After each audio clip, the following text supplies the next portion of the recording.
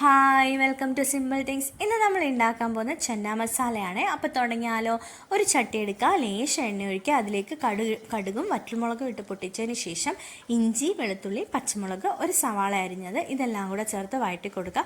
ഈ സമയത്ത് നമുക്കൊരു ബൗൾ എടുക്കുക. ബൗളിൽ 2 സ്പൂൺ മുളക് പൊടി, 1 സ്പൂൺ മല്ലിപ്പൊടി, 1/4 സ്പൂൺ ഗരം മസാല, 1/4 സ്പൂൺ മഞ്ഞൾപ്പൊടി ഇതെല്ലാം കൂടെ ചേർത്ത് ഒരു വെള്ളവും കൂടെ ഒഴിച്ച് ഒരു പേസ്റ്റ് പരുവത്തിനാക്കിയതിന് ശേഷം നമ്മുടെ ഉള്ളിയിലേക്ക് ആഡ് ചെയ്ത് കൊടുക്കുക.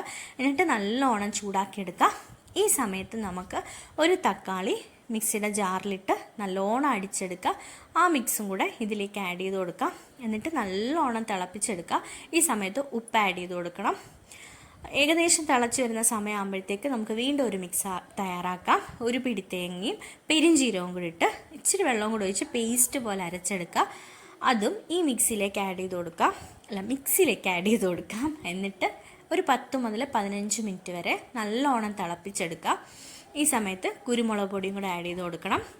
അപ്പോൾ ഏകദേശം തിളച്ച് വരുന്നുണ്ട്. അപ്പോൾ നമ്മൾ വേവിച്ച് വെച്ചേക്കുന്ന ചന്ന ഇതിലേക്ക് ഇട്ട് കൊടുക്കാം. ഈ സമയത്ത് ഞാൻ ലേശം കുരുമുളക് പൊടിയും ഒരു പട്ടയും ഇതിൽ ചേർത്തിട്ടുണ്ട്. പിന്നീട് നമ്മൾ പുതിനയിലയും മല്ലിയിലയും കരിവേപ്പിലയും കൂടി ഇട്ട് കൊടുത്തിട്ടുണ്ട്. അപ്പോൾ ഏകദേശം തിളച്ച് വരുമ്പോൾ തീ ഓഫ് ചെയ്തതിന് ശേഷം നമുക്കിതിലേക്ക് കസ്തൂരി മേത്തിയും കൂടെ ആഡ് ചെയ്ത് കൊടുക്കാം. അപ്പോൾ അടിപൊളി റെസിപ്പിയാണ്. എല്ലാവരും ട്രൈ ചെയ്ത് നോക്കണം. ബൈ.